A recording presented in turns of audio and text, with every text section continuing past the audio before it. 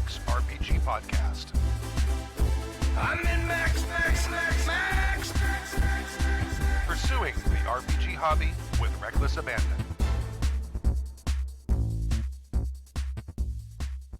I make things. Why, hello. Hello. Hi. I caught us in mid-talk. Oops.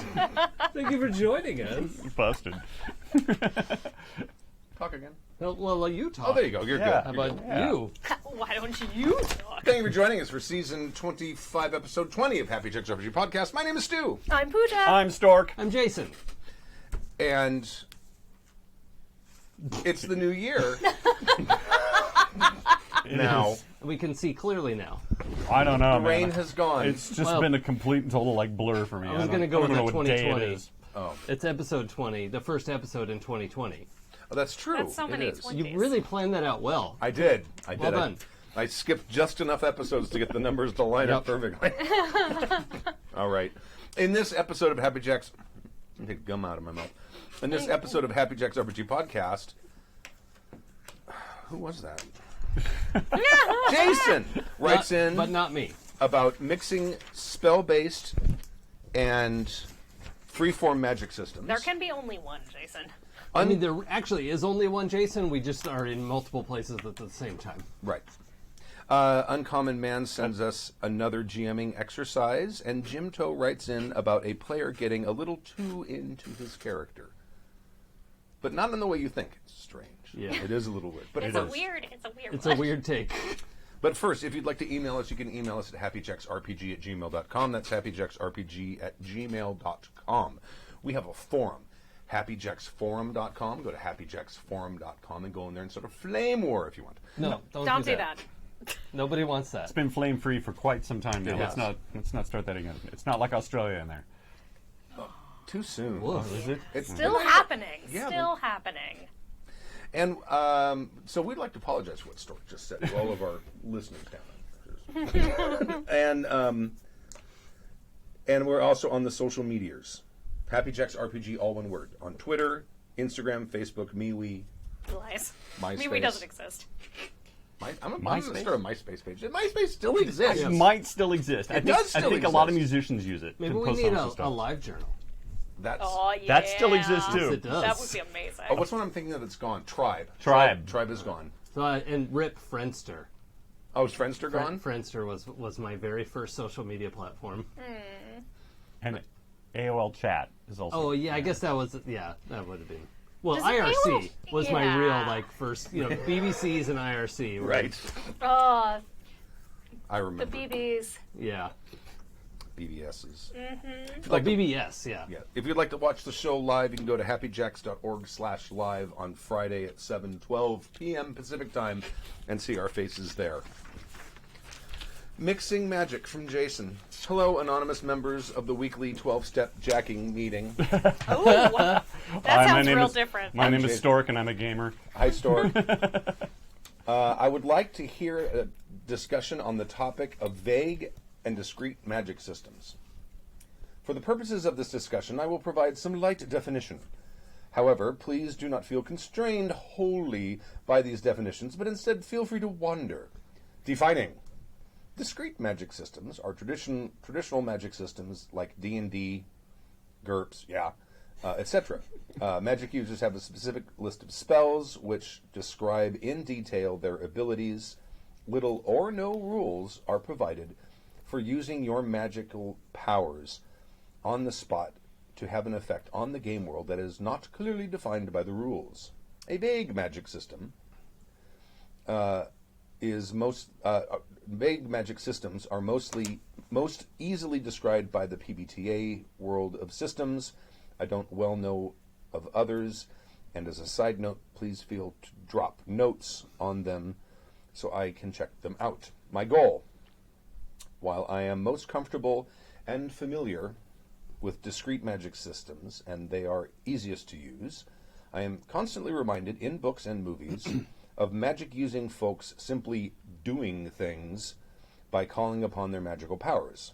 Example given. In the show Stranger Things, Eleven doesn't have discrete spells or powers.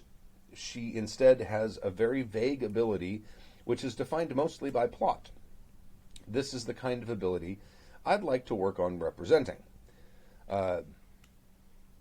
She thinks it, I think that's what we thinks it, and concentrates/focuses, and it happens.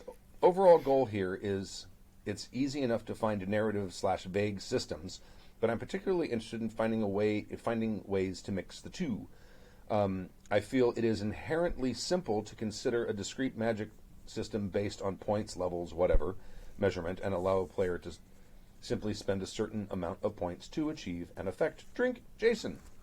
Oh, don't drink me. Are you drinking Crown Royal?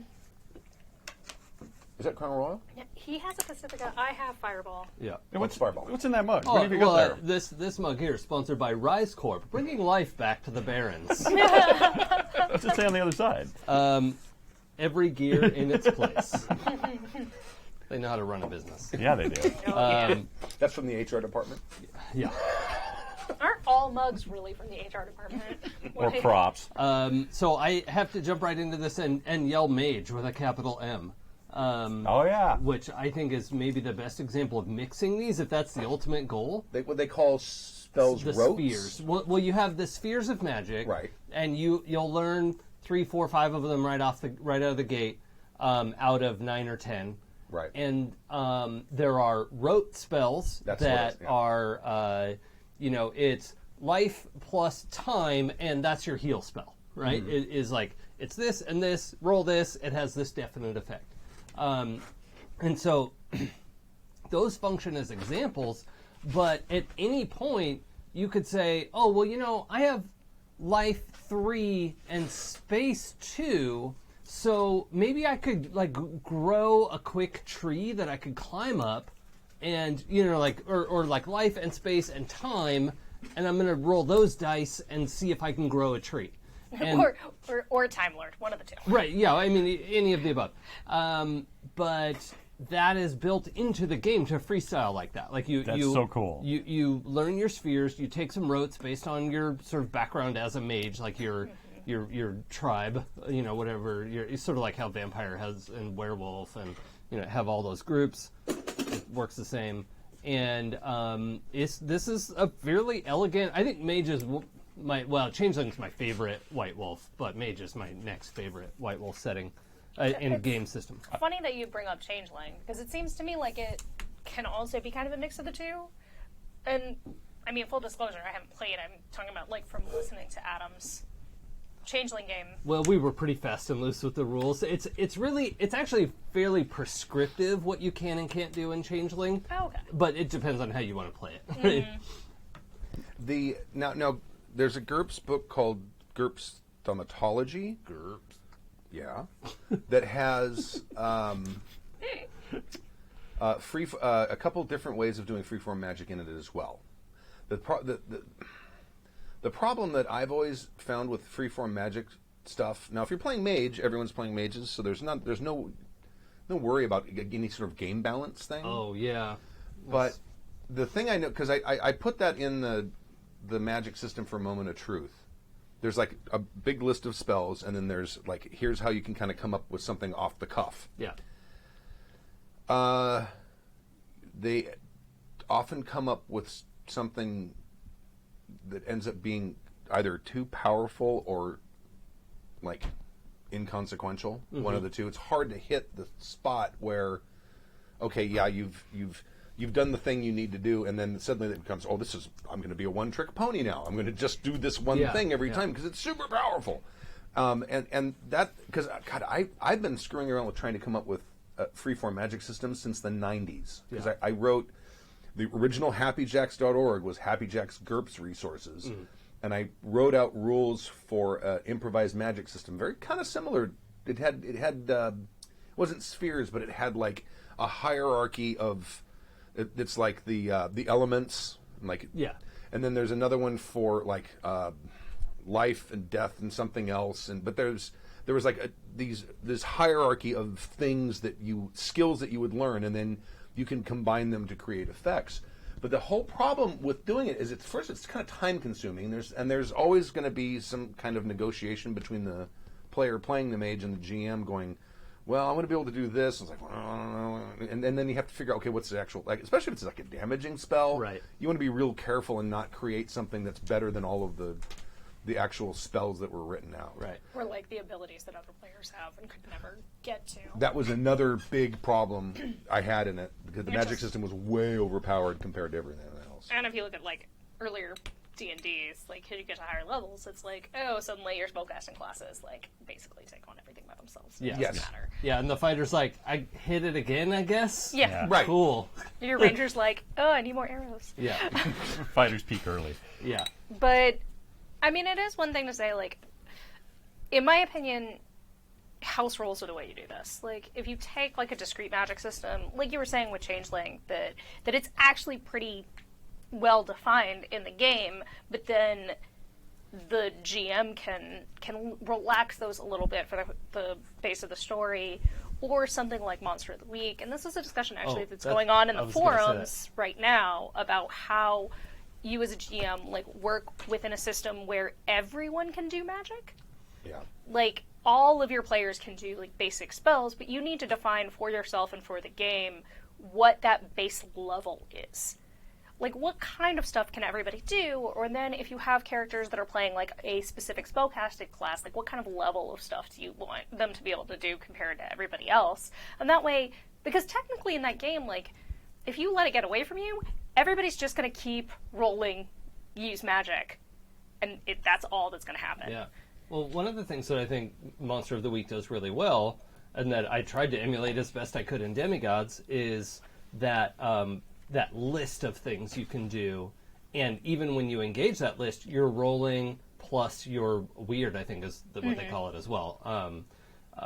And so if you have a high weird, you're more likely to be able to carry off something, and if it's low. But they also kind of firewalled, here's a like everyday use magic, and then they have their big magic, which is really clear and comes with baked in sort of backfire effects that, you know, it's somewhat prescribed, but you get to, you know, mix and match and then, you know, let it I think those backfires are very important if you've got a really powerful magic system, because there needs to be a consequence if things go right, and it needs to be, you need to like the bigger the blast, the more it's going to affect me if it goes wrong. So then there's this chance where the magic user goes, I don't know if I want to roll this. Yeah. Oh, yeah. Well, that was one of the biggest problems I had with the first version of the magic system for Moment of Truth, is that backfire list. It started out only affecting the mage, but after a while the effect sort of becomes less contained, Yeah. so everyone around you starts taking like psychic damage or something like that, including bad guys and good guys. And it got to the point where it's like, well, we're in a really dire situation here. I'm just going to go ahead and like just overpower everything until I get that one backfire that's going to solve this situation, maybe. Oh, so they would literally just suicide bomb themselves, like Kind of. backfire themselves just to take everybody out. Wow, Kind of. Yeah, or just take the risk. that's Right. There's a siren. The dogs are singing along with the siren. that was very strange. They'll Yeah. both get going here in a minute. I was ready to run into the back room. I'm not Yeah. gonna lie. Something else you could do with your. this is great. I hope this is coming over the microphone. You know what, let me put them inside. Thank you. Oh my gosh! I mean, literally, I was like, I have self-preservation skills honed by years of being the only person of color in white space, and I am not going to be the first one to go down here. Eaten by wolves, yeah. Literal, well, not really literal wolves. These are the worst wolves you've ever met. They're the cutest little friendliest wolves. You were in the middle of something before that happened. Yeah. Oh, the other thing I was going to say is there are a lot of things you can do with feedback, backfire, costs. In Mage it's called paradox. There are things you can do that aren't damage as well, like Monster of the Week and I think Apocalypse World and Mage does this as well. There are paradox effects that could be damage, or you summon something you didn't mean to summon, and now that's just a thing you have to deal with in the story. Or suddenly you can't see your friends. You know they're around you, but you can't. You can see, but you just can't see. It's just coming up with little things like that can help balance out the risks and reward of something like that, where it's not necessarily damage, especially in a system where maybe like hit points or whatever isn't the number one point of playing. Like in Mage, you do combat, but you're sort of alive or dead. In Mage, like you've either blown up or not, or it's before you've blown up. Right. You've either blown up or you're on your way to blowing up. Right. Or like in a PBTA game, you most often have 5-6 health at most. You know, and it's Mage is on my short list of things I really want to play. Oh, 'Cause I've been looking for a really flexible Magic game for a long time. oh yeah. Yeah, this sounds really interesting. I'm actually going to look it up. I actually have a couple other things that I was going to bring up. I remember trying to play a hero game once where we just had the Magic users as a big point pool, power pool. They have that, yeah. And you The basically, variable when you power run out pool. of power, Right. you know, however dice you want to throw into it is how much your power points cost. And then when you're out of power, you're out of spells. You can't do anything. But you can do anything in the book. I think you can pick ice. You can pick, but then you subtract from your power pool. Let's say it's 13, and you wanted to use half of it, right? So you use 6, right, and then you roll your dice.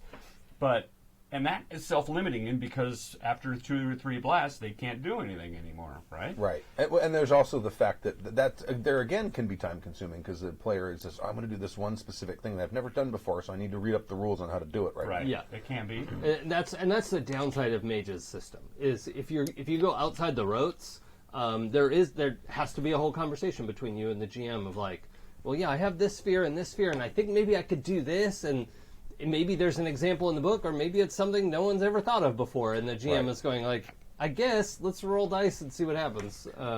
Yeah, what this email reminds me is reading the Dresden Files books, because there's one book, it's the one with SplatterCon, with the phobophages, where he's in the back of a van and this thing is chasing them down the street, and he takes his staff and he like hits it on the ground, and he sends out fire, but he's pulling the heat out of the city streets.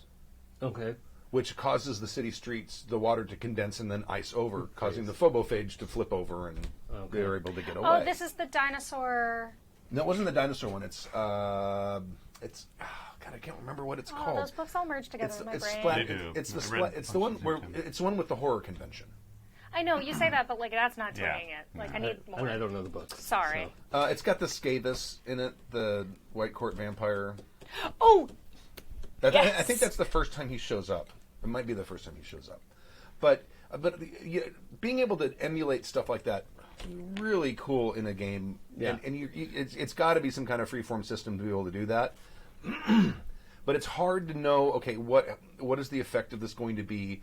Because once it seems like once you come up with a decision, although I guess it doesn't have to be, but once you come up with a decision like, okay, when you do this sort of improvisational spell, this is what the effect is, and then you kind of have to live with that. Yeah. From then on. Well, not necessarily. Like if your magic system is something that is unpredictable, you could go to do the same thing again, as long as everyone at the table knows. Right. You know, like, look, yeah, try to do it again. I don't know what's going to happen. The I forget what word you were saying flipped over because it was The icy. phobophage. Was that a good thing to happen or a bad thing? It was a good thing to happen. Yeah, so to me that would be, or at least in PBTA parlance, the 7 and 9 would be you got the fire to go, right? Right. A 6-, your fire spell went off, and then you iced the road, and your truck, slid off the road. Right. But then on the 10+, you got the fire to go, iced the road, and their truck flipped over. You got like a double benefit. Right. Of but that's really only possible if you take a system like PBTA or in Mage White Wolf. If you get 5 or more successes, then you have some sort of exceptional success. But if you don't have any way to measure degree of success,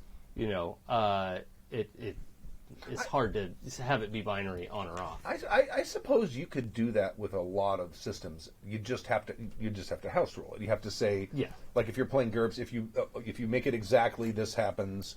If you make it by 3 or more, or if you make it by 5 or more, whatever. Right. So and that would be a way to not have to always live with that certain effect. Yeah.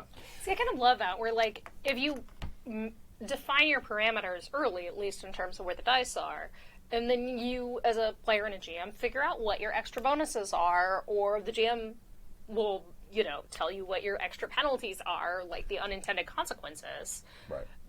And so long as y'all agree, like early on, kind of what those plus and minuses, like what your range are, is, or what your range is, Right. then at least you have like a path for going forward that doesn't seem arbitrary. Because my biggest thing with vague magic systems is that they can seem arbitrary on what one player is allowed to do at one point and versus what a player is allowed to do later on, or somebody else is allowed to do. That unless you're really like patrolling it as a GM, you can end up with a very like a system that doesn't hold to its own standards. Yes, and it occurs to me that this was a problem with the psionic system in D&D back in the day, because psionics. God, I don't even remember. Well, psionics is much more free form. It was things like levitate and telepathy, and then I don't remember, and I don't even know if the new D&D has it. I haven't even checked to see if it has psionics or yet. But I don't think they had it in fourth either. It's always been treated slightly differently and much more free form. It's like if you have levitate, okay, and now all of a sudden if you have levitate, you can levitate the thing out of the bridge so the bridge collapses, or maybe you can levitate that rock and move it. It's a much more freeform thing as opposed to hurl missile. It's like you pick up the rock and hurl it with your mind. What's the difference? Now you're rolling the damage for the rock that the rock would take. That's a way to work in a freeform thing where you just have forces that you can use. And it'd be a verbal thing like, I want to try to ruin his mind. All right, well, roll a dice, and here's what you need to succeed, and you can give him a headache or whatever, Or make his brain pop. or make his brain pop, depending. I wanna pull the tree out and have it collapse in front of the road to hasten our escape. Okay, well, roll your levitate. And that's what, in fact, in Stranger Things, that's what she has, is psychic powers. And, and her mind, and her nose ends up bleeding and stuff, too. I'm not sure, like in D&D, what the limit is for that. But, again, it's just forces. And it's up to the mage or the psionic to figure out how he wants to use those forces. You're right, there does need to be some accountability. Like, if you succeed, do you just do the thing? Do you pull the whole castle down with a success? Well, see, Where's the power? Because I guess psionics in a lot of ways is kind of a vague magic system. That's what I'm trying to say. Because even in Mongoose Traveler Second Edition, it kind of gives you some examples of what you can do with them. It's like or weight limits if you're trying to do psychokinesis and things like that. So yeah, it does kind of it is a little free form, but kind of nerfed, at least in Traveler. If you go up against a psionicist and you've got a blaster, you're going to win. Yeah, unless he's able to like make you go blind, or if he's able to pull your blaster out of your hand. If he can, if he has time. I think because I was just reading through the psionics rules because I was working on that for the Exodus thing, and I'm like, they kind of suck a little. It's because it's kind of a. It's an all-powerful thing. I think. I think they went a little too far the other way, though. And that's often, like, I find often the case that when you've either got, like, systems that are so afraid of magic being the end-all, be-all, that they're kind of, it's flavor only. Right. It kind of is. Yeah. And the thing is, you have to be able to make, like, by default rules, to be able to make a character that has psionics,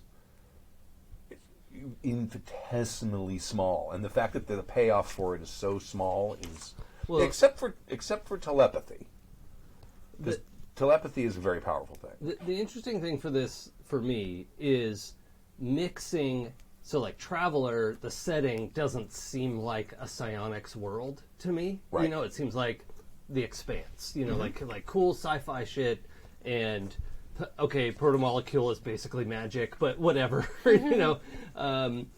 But if you look at every system that's tried to do Star Wars, there's Jedi and everybody else in the rule set. I think West End Games was pretty close to it. There's a PBTA hack that's really good, but you either want to play a bunch of scoundrels and stormtroopers or something, or you want a group of Jedi and Padawan.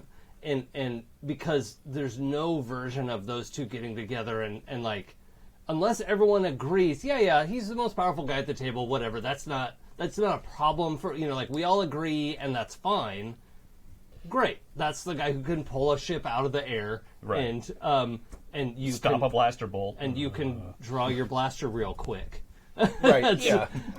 Like there's just no balance And to you're that. and you're back to the mage and fighter dilemma. Right, right, and I think D&D at least has the conceit of the fighter can get magical weapons and armor, and maybe in 5th edition the fighter abilities get pretty spectacular later on.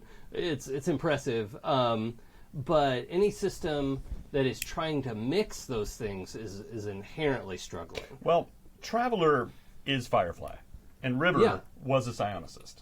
And she was the most powerful thing in the setting, But- and as yes. an RPG, that's unbalanced and less Yeah. fun. Right. As a movie or a novel or whatever, it's great. Like, Oh, yeah. 11 could blow up everyone's mind in the town, but that's not what Right. she's about. Yeah. And so, Yep. It's the same But thing yeah. with the Harry Dresden novels. Yep.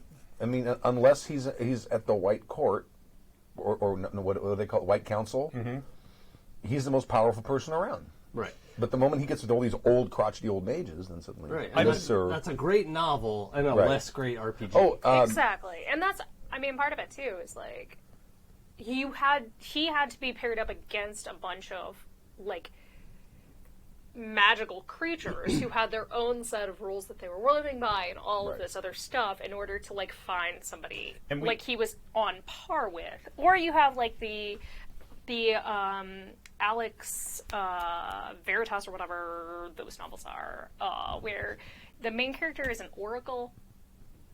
He can, like, flip through possible futures in his mind. That's his magical power. They are very, very close to the Dresden novels. In fact, like, the first one has a straight-up call-out to the Dresden books, Really? except these are set in London. Okay. Oh boy.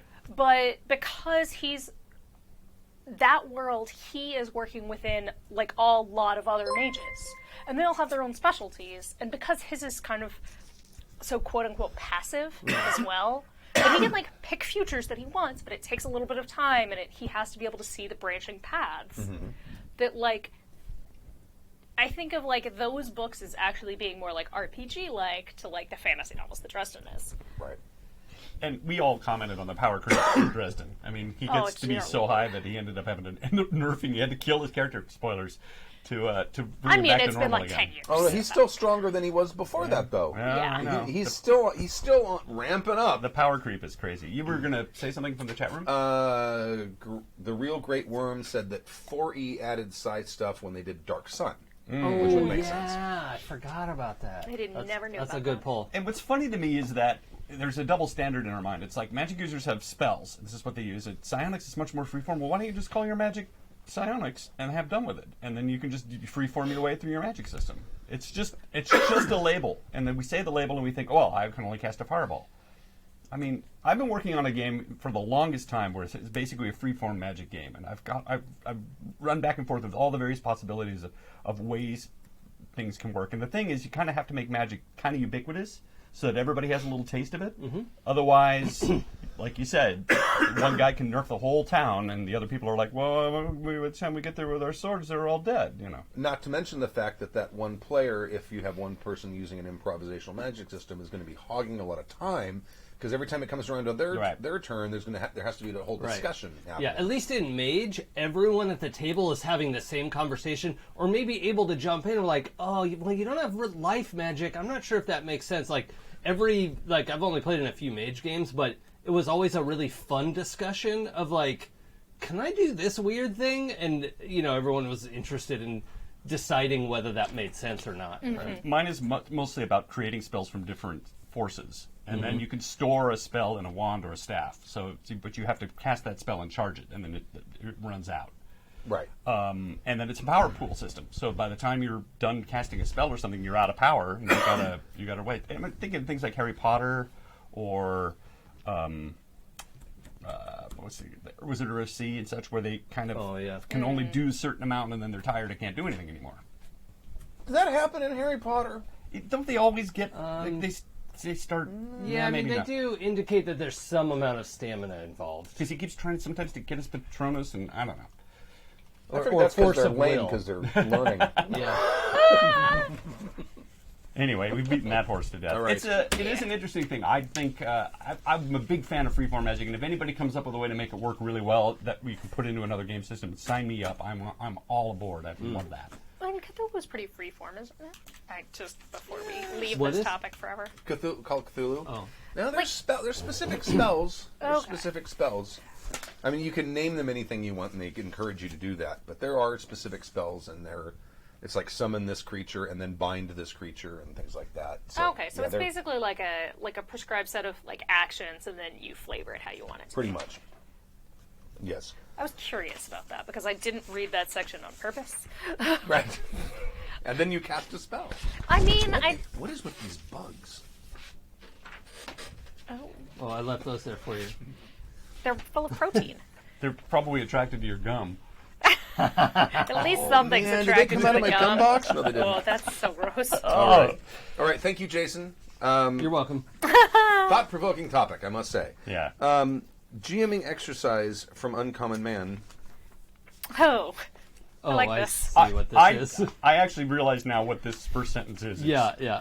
It's a quote from Troll Hunter. Yeah. Is it Almost. really? It's a paraphrase to say something different. Why waste time, say lot word, when few word do trick? Oh, wait. Yeah. Yeah, right? Why problem make Where is it? Oh, soundboard issues. perfect timing? Why problem make when you no problem have you don't want to make? There That it one, is. yeah. Yeah. well, I think Stark just volunteered to read this. Okay, Yeah. exercise 2. I don't know what happened to He exercise did. 1. We already had exercise. All right, he so said this it is, was I'm sorry, this is GMing exercise from Uncommon Man. Why waste time, say lot word, when few word do trick? Exercise the 2. The setting and system is up to you. Go for what you usually run or something else. The premise. The PCs, air quotes, just got carried away, and now the small hamlet of Outback is no more. 1. What is the immediate response from the area around Outback? 2. What is the reaction when word spreads of the destruction of Outback? 3. What is the authorities' response? 4. How do you let the PCs know that they are suspected? And 5. One of the PCs starts a rumor that the destruction of Outback is the work of their rivals/enemies. How does that play out? Let's start with 1. Is he crowdsourcing an adventure for him? Yeah, no, we with us? had another. Did another one of these earlier. Yeah. Okay. There was the tower one with the MacGuffin. Yeah. I think that was it. Yeah. Yeah. That was fun. I think I was here for that one too. So I good think you timing, were. Uncommon Man. Okay, so What is the immediate response from the area around Outback?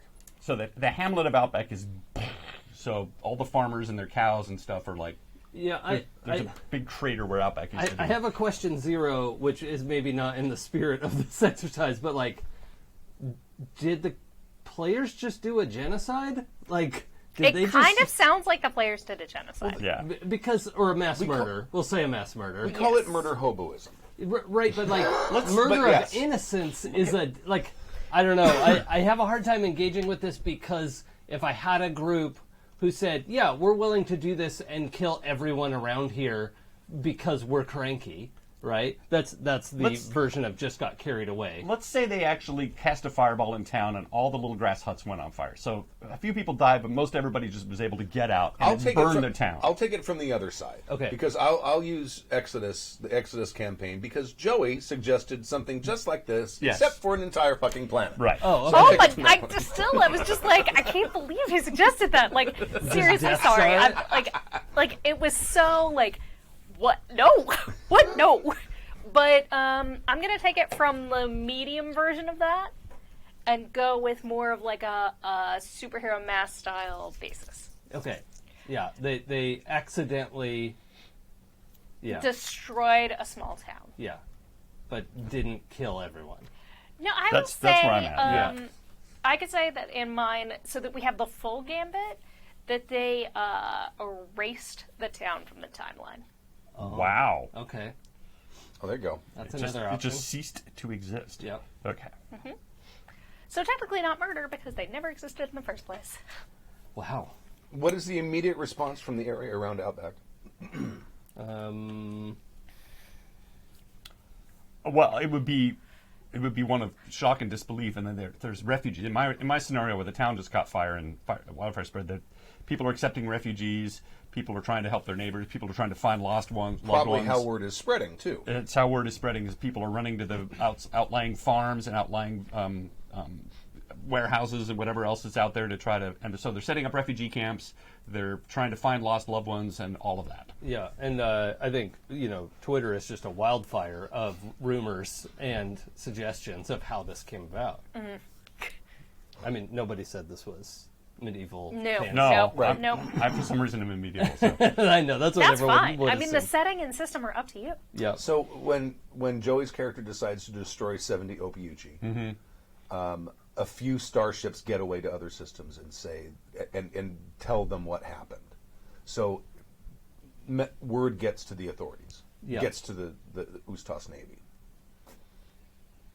In my case, the immediate response was kind of a weird, like, blank spot in people's memories. Yeah. Of like, I feel like there should be something here. Yeah, it's like a weird deja vu. Interesting. Yeah. Okay. What is the reaction when word spreads of the destruction of Wait, Alpha? did you do yours? I'm just kind of along for the ride. I'm gonna figure it out. I'm gonna freestyle. I'm gonna vague magic it. What is the reaction when word spread? I had that wrong. The immediate response, for other planets, they're going to try to jump into the 70 Ophiuchi system and help them, not realizing that he released a dangerous nanotechnology weapon and only increasing more casualties. I see. But technically, it was an antimatter weapon that he Well, yeah, that it was, he was proposing. But yes, if he destroyed the ancient ship, I guess it would a have. quantum bot. Yeah. A quantum level. No, Though the antimatter would not have destroyed the quantum bots. no, they could.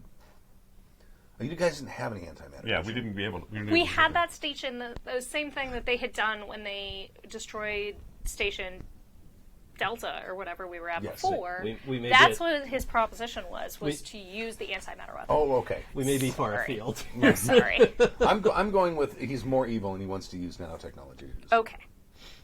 So that was so. What is the reaction as when word spreads of the destruction? There's all sorts of rumors. There's whether it was accidental. Some people say it was a cow tipped over a lantern. Other people say they swore they saw the people have a Late firefight one in town. night when we were all in bed. O'Leary's cow. It's part of the Great Chicago Fire, 1906, something like that. So yeah, so it's a lot of it is rumors, and then eventually it comes to light that the player characters that were in fact fingered. Enough people saw them having a firefight in the center of town with fireballs that they put two and two together. Yeah, I think I do have a scenario emerging where it is just a small town in modern day where security cam footage comes to light and Oh, there you go. shows the characters. You're much more cyberpunk, aren't you? Yeah. Well, I mean, or just today. okay. Modern. Yeah. Right. Ring doorbells. Yeah, But the reaction when the word spreads is, well, these are criminals, and we need to track them down and find them. Spend every resource, or our town could be next. Oh yeah, I agree. I mean, for 70 Ophiuchi, this is a terrorist attack, and we have to hunt them down because Yeah. they are obviously bent on killing planets. In my case, I'm going to say that the first thing that happens is people treat it as a conspiracy theory. Yeah. Because these couldn't people are possibly. like False flag. Wake up, sheeple. they're on the internet and they're like, man, I've been having these really weird dreams. I feel like there's a part of my life that's missing, that I should have had a sister. Like, my twin is gone, but I never had a twin. I don't understand what's happening to me. I have memories of a house with a pool and not this apartment building. What is And so like all of this starts to like coalesce into like bigger and bigger, but it starts off as like conspiracy theory, like tinfoil hat shit. I love that. Yeah. What is the authorities' response?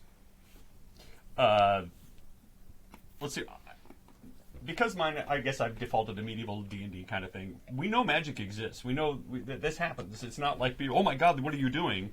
Because the entire world revolves around magic and magical creatures. So they know that people were having, but clearly something went wrong, and they need to be brought in and questioned and held accountable because they burned down the town. If nothing else, they need to help pay for restitution and help rebuild the town. So bounties are put up, and they're getting together squads of villagers to try to track these people down. With Do they have pitchforks and torches? Yeah, I think it's leveling every human resource, every police agency and enforcement agency is like, this is a horrible act of destruction that is a nightmare if it's ever repeated, and it's already a nightmare. If this happens again, Superman can punch people through buildings and everybody pats him on the back, but in reality, there would be like, somebody's going to pay for this. You know how many skyscrapers you just destroyed? Exactly. I think you activate the secret psi organization. Yep. Yeah. And you start combing the stars to find them and hold them in place until you can capture them. Yeah. Are we on 3 or no? Oh, go ahead. I think. Oh no, you didn't. You didn't do yours yet, did you? No. Oh, yeah, we are on 3. I'm sorry. That's right. The conspiracy theory thing. So I would say that the kind of like SHIELD analog or Men in Black analog is put on the trail of who perpetrated this. So the government does not publicly acknowledge anything, but they do have like a task force that is now hunting down. Cool. Great Worm has a great response. The authorities want to conscript them before they start working for someone else. I mean, that's possible. They do have some damage to work off. Yep. Yeah, I think it's also, if they can come back and show like, oh, this was an accident or it was on purpose and they were fine with it, that's a really different reaction as well. Oh yeah, absolutely. I mean, huge. Yeah. How do you let the PCs know that they are suspected? You're suspected. Well, Immediately. Your News name is on feeds. every like television and billboard. This and picture of American- all of you setting this fire is very suspicious. You are suspected. You're on milk cartons now. Yeah. Joey's character in his cape, release the nano weapon. Yeah. Oh my god. Depending on if the players are still in the area, if they're hanging out, counting the loot or whatever, they're pretty easy to track down with the mobs. Otherwise, I would literally have bounty hunters show up wherever they are. I've been playing a lot of Red Dead Redemption in the last week, so there's all this bounty hunting going on, and I would just, like, how cool would it be if you're just minding your own business at the Green Dragon Inn, and some war mage comes in and goes, "Yo!" and starts lobbing, magic at them, and what the fuck? So, over the course of time, they'd realize, oh yeah, that hamlet that we completely destroyed, they have a bounty on our head. There you go. Or accountability. I would say that they're probably going to find out from like they have like a mole in the government that like they have like a contact. Oh, contact. I'll say. Yeah. Oh, okay, all right. Good idea. That is like, hey, this is this task force has been sent out, like, they're looking into this, they're in your area, whatever, like, those kind of, like, that underground, Right. kind of, like, the morgue tech analog. Okay, one of the PCs starts a rumor that the destruction of Outback was the work of their rival/enemy. How does that play out? Assuming their hacker can get on the job quickly, fast enough to manipulate the security images coming out, then that's, that could be a possible. Yeah. Yeah. I mean, deep fakes are a thing that happens, right? That's all you have to say. It's Yep. a deep fake. Yeah, if you can put out enough conflicting evidence, then I mean, in our like, universe of fake news, So with me, it would be the rumor. There would be some things that would go on. Like I think I would have, depending on successes and such. Things take time to travel. If the PCs are in 7 or 8 towns away, it would take time for this stuff to sort of trickle back in. And it also depends on who the liege lord of the land is as well. If one of the little hamlets went on, how that would affect. So I think it'd be a little more complicated than that. But it would certainly throw an interesting wrench in the monkey works. I think that would be something that I would hold on to. Now the rivals have it out for the players as well. So not only does the hamlet still have bounty hunters after them, and the bounty is still active, but the rivals are pissed, and so they're also hunting them. So the Right. players would be basically chased from both sides. So, question 5 actually makes me wonder how just carried away the players got Yeah. in the first section of it, because did they go around and like take out everyone that saw their faces? Right. Because Yeah, Fox, like, Carried how away is carried different away from is this carried is what, away. Right, yeah. Like I would also say the like setup for this is missing the conversation you had with your players at the beginning about tone and Seriously. because I don't think I wouldn't. That's the wrong word to say. I wouldn't allow a game to get to this point. But if this was happening, I would say, okay, so if you push this button, your characters are now wanted fugitives forever. Is that what you mean to do? Because there's no other way to construe this action. And is that the character you want to play? Just checking. Oh, no? Okay. You had a different idea. What is your idea of what's going to happen next? And have a conversation about that. This is something the adversarial GM lets play out of like, oh, gotcha, you just committed a war crime. Now your character's screwed, and I'm Now- gonna get you. Now everyone's out for you. Right. But though at the same time, like I think this could lead to, at least in my scenario, where it was an accident, and it was kind of like we attempted big magic and it backfired in an equal like measure or a bigger measure, that there's a redemption arc to be had there. Sure. That like, so they start a rumor that the destruction of the Outback was work of their rival or enemies in order to deflect attention from them while they work to solve the problem. Yeah. Like, how do we undo what we have accidentally done? And I would say that's an interesting, like, or to me, like, that's a more easy to sit with as a GM. Yeah. Like, we mass murdered innocents and we're calling ourselves the heroes here. Yeah, you got to give them a chance to try to redeem themselves. If Exactly. they just say, "Yeah, fuck them, it's just a small village, fuck the villagers," and then you're like, And then I'm noping out of that Yeah. game and those people, which, You're like, like, cool, I don't want to run a game for you, psychopaths. Right. yeah. Or you agree that, like, okay, we're turning this into an evil game. Well, Like, we're evil now, and we're gonna go down the evil path. But also, what would be interesting to me, like, in this is like, okay, well, the government conscripts your enemy. Your enemy is now working for the government. right. And has all this, like, autonomy of action that is sanctioned by the government, but also still hates you. Yeah, but see, there's that weird moral gray area. Depending on who the liege lord is, he might just say, well, there's a small inconsequential hamlet. You guys clearly have power. I want to use you, or you guys are really dangerous. Get the hell out of my lands, or I mean, life can be sort of. I hate to say it. or Life you're was, really dangerous. Please get out of my please lands. get out of my lands. I don't know. There's a lot of variables depending on your overarching world. right. Yeah. I guess, and I guess that goes back to I think- tone. Yeah, that's the thing. I feel like there are too many variables for me to give like substantial answers. Right. I could see something like this happening in a vampire game. Yeah. I mean, Well, but vampires are evil. But they're Yeah. already That's- monsters. And Fair we enough. had that's the the agreement at the table. yes. And that's the thing, is like with our vampire game, we had the conversation amongst everyone before we start playing that it's like, you are the monsters here. Yeah. Oh yeah. You are monsters amongst monsters, and bad things will happen. Now, I don't know if anyone's interested. Let's tweak this, and I'll present something that actually happened in a D&D game I was running. So, Okay. D&D setting, characters were at the tavern. They were supposed to meet with somebody the next morning, so they were supposed to spend the night here to meet with the mayor or the mayor's daughter or something like that.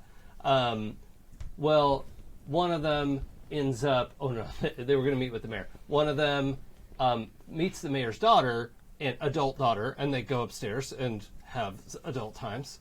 And then when she comes downstairs, her brother's at the tavern, and he is inappropriately misogynist about the relationship, and a tavern brawl breaks out. There are a couple bad rolls, and a lantern gets knocked over, and the tavern catches on fire. It's put out. People escape. Like, no one's killed, right? but the group is obviously and immediately responsible for the tavern fire, right? And it's going to need a lot of gold to be repaired. And the mayor, who was going to pay them to do a job, now expects them to do it for free. So in that case, when all that, what would be the immediate response from the people of Outback to the group who just set the inn on fire? Is it an inn or a pub? I don't know the difference. It's going to affect There the are rooms upstairs. reaction. But it's a bar with rooms A upstairs. tavern. It's an inn. Okay. It's an inn. An inn, yeah. Inn has places to sleep. A pub or a tavern just has Okay. a place to So drink. it's an inn. It's an inn. Is there more Are than you asking one? us? Yeah, like if we jig this a little bit to They burnt down the tavern. So Burned there down the isn't, tavern. It wasn't there isn't a burned down. mass murder. yeah, no one got killed. Right. The tavern's very damaged, or the inn is damaged, and it needs to be repaired. It's not gone. Okay. Right. Yeah, but it's like the main thing. Like everyone who comes through, this is a big crossroads town. All the farmers go there at the end of a long day Yeah. to wet their whistle, right? Yeah, all the caravans, go in there. It's like It's like if you burn down the rest stop in a one Yes. stoplight town, Right. and it's like, okay, well now the major source of income for this town, because it all kind of hinges around this truck stop, right. is broken. You Right. have, by extension, broken the entire economy of the one stoplight. In a fantasy game, pitchforks.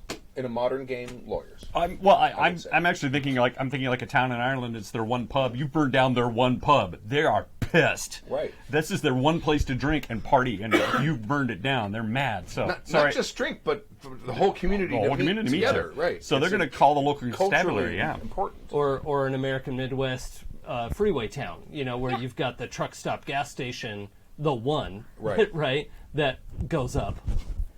And that's what I was thinking of, in that modern setting. Well, insurance would cover it, right? I mean, Yeah.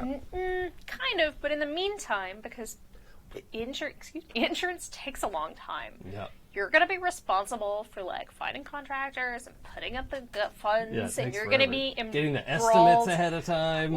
Also, you're probably going to get leads on your whatever your paychecks are. Yep. If you have jobs coming in, know that that money's all going to go to rebuilding the truck stop. I'll just freeform magic it back into being and then leave. Well, great. I think everyone would be Well, grateful if you vague did that. That magic would be your too the building back into yes. place, and off you go. Sorry, would. guys. Sorry. Except that's the Sorry. big magic that accidentally erased the town's existence. The Thank rest you. Of the Thanks town for is bringing that back gone. around. I love it. Okay. All right. We got one left. Feedback from Jim Toe. Hey, crew. Oh, long-time listener, by the way. Yes. Probably 10 years Oh, wow, plus. awesome. Long-time listener. Well, congratulations, Jim Toe. He's actually been here. He's actually was in the studio when we used to record in there. He came out here for Oh, cool. work once. I think I still have your Seven Worlds book. Whoops. He signed it all. Sorry. But Hey, crew. Listening to season 25, episode 19, and that player's reaction to his character's death brought up something that my best friend once told me about a game he played that was so incredibly stupid, I must have buried it away in the bottom of my brain. Thanks for dredging it up, you jerks. You're welcome. Actually, it wasn't us. It was the letter. But anyway. Yeah, blame whoever wrote in about his friend who had depression about their characters dying. Maybe. My buddy Sean was playing in a D&D game many years ago with 5 other people. One of the other players, Frank, had a rogue that he was overly proud of. It's always the rogue. Yeah. Still is. You're I mean, not wrong. sometimes it's the bard. it's never the paladin. He spent a lot of time min-maxing this character to get him just right. Out of game, he couldn't shut up about him. In game, he was the roguiest rogue who ever done rogued. Yep. He was the coolest of the cool, and he was invincible! Until he wasn't, and got himself killed. Frank was distraught. He lamented the fate of his ultimate rogue the rest of the session. The session ended, and everyone went home. This is where it gets good. Yes. Yes. The next day, Sean found himself tagged. Sean is the original friend, in case Right. y'all Yeah, have In case we forgotten. lost Not, track. not the roguey rogue. No. Sean found himself tagged on a Facebook post with a few dozen other people. Few dozen. Few dozen. 6 people in the game. Yes. I mean, Tagged a few dozen. he points that out later. that's at least 30 people. I mean, if you think, like, that's at least 36 other people. That's what I would say, yeah. Frank had created a Facebook post that was functioning as an online wake for his rogue. Oh boy. He I feel like I rambled. know this guy. He rambled on about his dipshit rogue for multiple paragraphs, and then invited everyone to share their favorite memory of his rogue. It's when he died, Frank.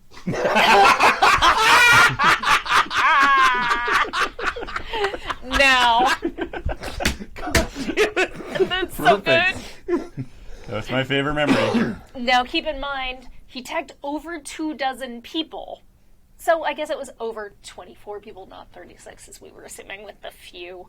But there were only 6 players in the game. Maybe including the GM. That would be perfect.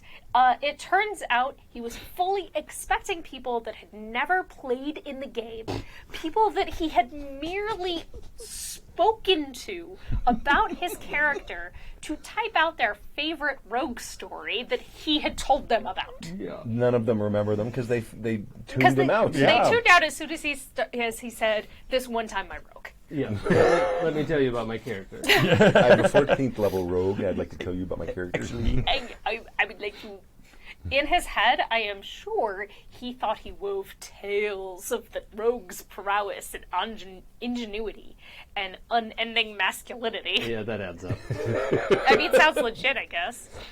In my head, I am picturing a coworker in the break room, hunched, Yes. shrinking back into the corner, eyes darting around like a trapped animal looking for a way out of certain death, while other coworkers walk into the break room, see what's going on, and then turn around and run like they accidentally caught the boss begging a secretary at the company Christmas party.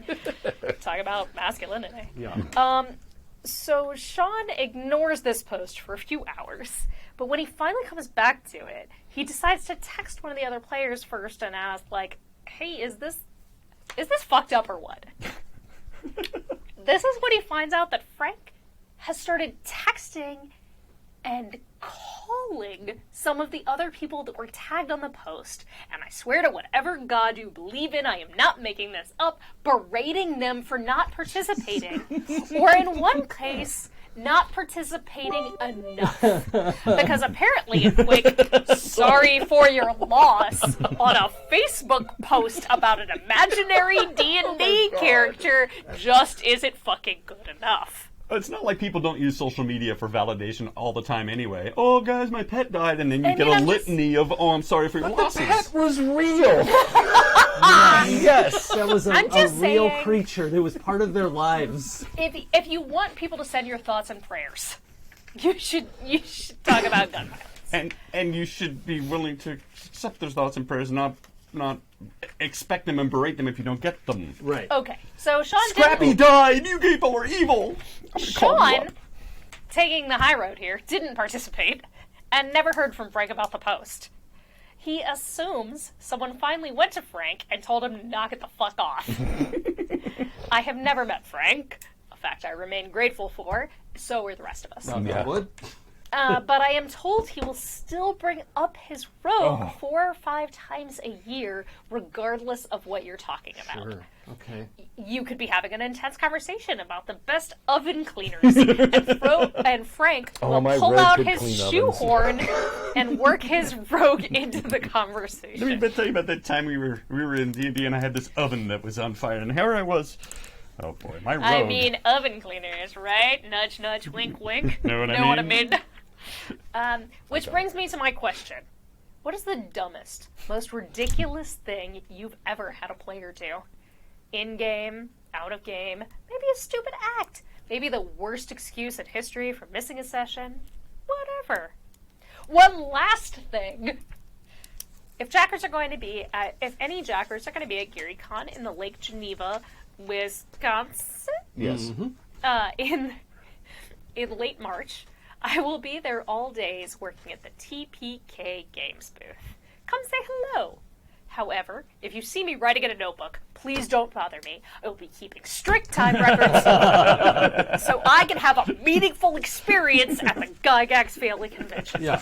Jinto. P.S. One more last thing. I don't think that's how last things work. No. Nope. You will also find me at GameCon in Cedar Rapids in late February. Look for the short guy in the red hoodie that says BACA on it. You are entitled to one free bro hug or fist bump upon request. We can shake hands if you feel it necessary, but wash your damn hands first. I'm sorry, if you're gonna bro hug somebody, but then you think like shaking hands is like more... Like your face is next to their face in a bro hug. Yeah. Yeah. Either way, okay. Yeah. PPS, so a third last thing. Mm-hmm. I don't know if this ever got answered on the forums or not, but what the fuck is going on with Kimmy's mic? It sounds tinny and airy in podcast downloads, but fine on YouTube. I don't know. I don't know. It should be fine. I'm looking at the EQ right now. It should be good. It's her voice. Oh. I'm gonna punch you on Kimmy's behalf in a second. Yeah, I'm glad you're sitting way over there. It's the talent. It's not the mic. Lightning bolts are on their way. Like I don't want to be anywhere near here. She's getting in her car right now, driving over here to No, she's not. personally kick your ass. She's not even listening. No, it's cool. She I knows I'll haven't punch gotten him any for texts her. about the cameras being crooked. And it is slightly crooked. I have to say, I was in a home game playing D&D like last month, and a guy's character died, and it was very sad. In that moment, we were like, "Oh man, we could!" And it was epic, and he was like saving us, and Because in D&D, it takes a lot to Right. kill a character. right, and it sucked, and it was sad, and we all were like, "Oh man, that's a bummer." And then we all showed up next time, and he had a new character, and off we went. Right. That's, No problem. yeah, and we all, like at the next game, we're like, rip, but, no one's, because he's a grown-up. And speaking of Kimmy, she suggested, like, if you really have a player who's, like, attached to their character and feels down about them dying, that you could have, like, an in-game wake. Sure. But, like, there's a difference between an in-game wake and an odd Facebook pulling in And like, then harassing 24 them. other people wake. Yeah, and people who never played D&D with you have maybe never played D&D, Right. and they don't understand what's happening. You get a personal phone call from somebody being mad at you because, what? That's Yeah. just unhinged. There's something wrong. It is. So this reminded me of a guy who died in game. This is way back in the day, and we were kids. And he was kind of an annoying kid anyway. And I don't remember what happened, but his character died. It may have been some of our faults, but anyway. So then he came back the next day, and he was all secretive, and he made Snively the rogue. And we quickly ascertained that he had made Snively with the DM as he was going to exact revenge upon us and like kill us in our sleep kind of thing. So then we killed him again. But he was kind of being a douche about it, and he made a rogue in order to try to assassinate us to prove, I'll take it, I'll show you. Like, what? That's dumb. Yeah. But we were 14. When so. we played GURPS Fantasy in college, player characters would kill other player characters all the time. Not all the time. 4 or 5 times over the course of several years of this game ran. And one of the times, one guy had his character got killed, and then he made that character's brother. I remember this story. I like That's that. right. I like that. I won't say his name because he's no longer with us. But I'm like, wait, that's the same last name as. Oh. Okay. And that character got killed too. Because you quickly ascertained he was there for revenge, right? By the same PC that killed the first one. You're like, Although I gotta say, the dumbest thing someone ever did was like consistently cheat at dice. We were playing. We were playing. This is back when when Bill and I were roommates in Long Beach. We had a townhouse, and we'd sit in the living room, and everyone would just kind of be sitting all over the place. We didn't have a big table or anything. And it was a GURP Cyberpunk game, and I think I probably had 12 or 13 players in the game. This one guy was sitting kind of on the landing of the staircase that went upstairs, and he was rolling in a box. And no one's behind him. And there's no one to see it, and then and someone else actually brought it to my attention because there's so many players I never noticed. Yeah. But like out of maybe the 10 or 15 rolls he made during the course of the game, he got crit successes like 8 times. Oh. especially when it counted, right? Yes, which is like a 0.5% chance. Yeah. Which in also, GURPS. like, if you're gonna I mean, it's one thing to roll a success, and it's another thing to like constantly fudge a crit, success. right? So A the crit next success. the next game, so whoever the player was that mentioned it to me, Sounds like a Bill thing. it wasn't Bill. No, it was someone else. Said, "Why not? Here's what I'll do. I'll sit in his spot." You mean Bill pointed out who it was? Yeah. Yeah. Okay. No, yeah, Yeah. no. Bill was neither. Bill was in the. Was Bill in the game? He may not. he I've may have heard been- this story before. I He thought may he have was been in there. Russia at the time. I don't think he was there at the time when I ran the game. I was dead at the time. I was with Steve. But he said he basically took his spot, so he had to sit on the couch. And now there's someone sitting right next to him watching, and he didn't. He rolled normally. What a bizarre occurrence. What a I twist. can't imagine how that would happen. When I first started playing role-playing games, I was in college, and I had a young college girl's, taste in men, which is to say terrible. And the guy that I was dating at the time, my character did something that his character didn't like, and his character wouldn't talk to me, or like make my +1 arrows because I played a ranger because I didn't know any better, and it was 3.5. I and it love was Rangers. terrible. Stop banging on Rangers. I mean, I them. played one for like 5 years, so like I love Rangers too. I'm just saying, 3.5 was I bad can't to lay off them, and I know they're bad. I know people hate them, but I can't stop them. It's not because, I mean, they were done poorly, but Yeah, like 5th edition shat the bed on Rangers. Even Sorry. even in It's- EverQuest, they nerfed Rangers because everybody realized Rangers could be truly awesome, and so they were really. Banhammer just kept coming. Yeah, Anyway, don't that's get, how I feel. don't like, get me started. But in any case, so his character was enchanting +1 arrows for my character. Stopped doing that until I performed some kind of penance. But the Oh, best part boy. about this being that like he also stopped talking to me. like in the real world. Yes, Wow. for the duration until the penance was performed. Oh my god. He would not come out of character. We would play like 6 to 8 hour sessions. Yeah. Oh yeah, in college you Yeah. do that. Yeah. Yeah. So like We would play until till like I morning. caved, he wouldn't talk to me. That's an awesome story. Yeah, it is. It Wrap really my is. head around. I'm not judging, but I'm like. I mean, I'm It's judging past me. It's very brave of you to like come out and admit that right now. I'm like, aw. It's a long time ago. The fact that I continue This to is- play role-playing games at all is kind of a miracle. Yeah, I'm that's what I'm more impressed by Right. is that you like soldiered through that. Like, oh my god. It wasn't that long. Anonymous like, I members of the caved 12-step fast. jacking meeting. I caved fast. Yeah. Okay. But like at the same time, like I still remember now. I'm like, you were such a dick. Why didn't I have more self-esteem? Right? That's hysterical. All right. Thank you, Jim Toe, for the Yeah. And good to hear from you again. Yeah, that was It is. that was good stuff. And that I don't. Your story might be better than that story. I think so. Pooja wins. I mean, wins. All right. Where's the thing with the? I'm gonna. Yeah, I'll do that one. We have a new song. We have an old No, song? We have no, a, it's a different song. Do I still have the old one? I can just play the old one. Just pay someone a little bit of. Just have put a pre-roll on it. Doesn't matter. I don't even know if I still have those anymore. Do I have the old one? I don't know, Stu. I think they're gone. I'm looking. I don't see them. No, they're gone. Oh well. Fascinating radio. Yeah. It's like, I'm going to stick it to the man. Oh, wait. No, I'm not. No, I'm not. I got to get rid of it. Thank you for joining us for season 25, episode 20 of Happy Jack's RPG Podcast. My name is Stu, I'm Pooja. I'm Stork. I'm Jason. and we'll see you next week for season 26, which will be twice as good as season 13. Yep. Thank you very much. We'll leave you with a song. Won't start on time, the wait won't be in vain. For the host will drink and yammer on till no emails remain.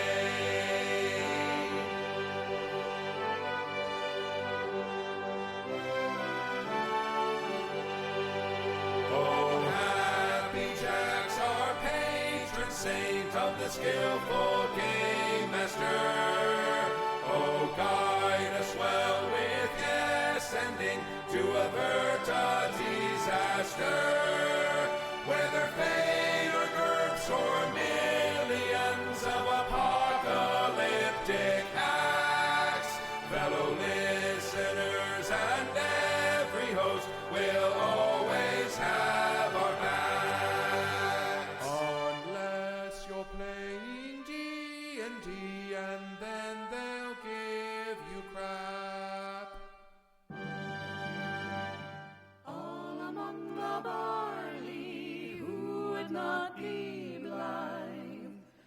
when the ripe and bearded barley is smiling on the side.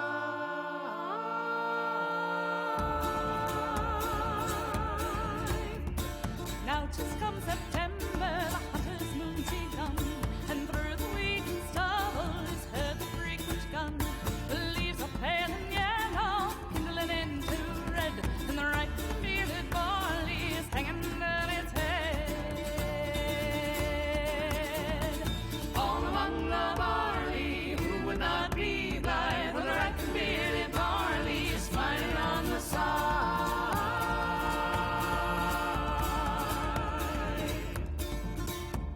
The spring is like a young maid who doesn't know her mind. The summer is a tyrant and the most ungracious kind.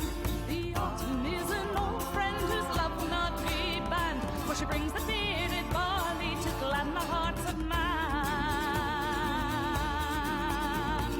All among the barley, who would not be blithe when the ripe and bearded barley is smiling on the side?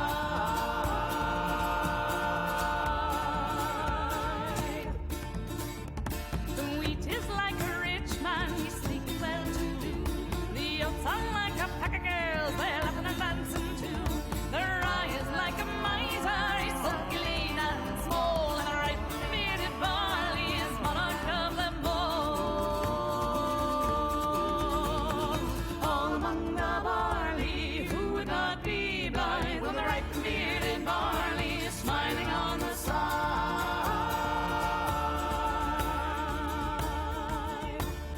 Now 'tis come September, the hunter's moon's begun, and through the wheat and stubble is heard the frequent gun. The leaves are pale and yellow and kindling into red, and the ripe and bearded barley is hanging down its head.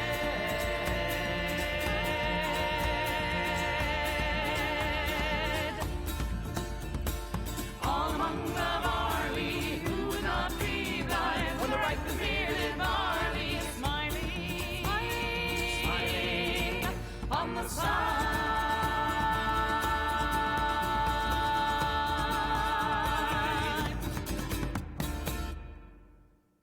The preceding program has been a presentation of the Angry Folk Media Empire.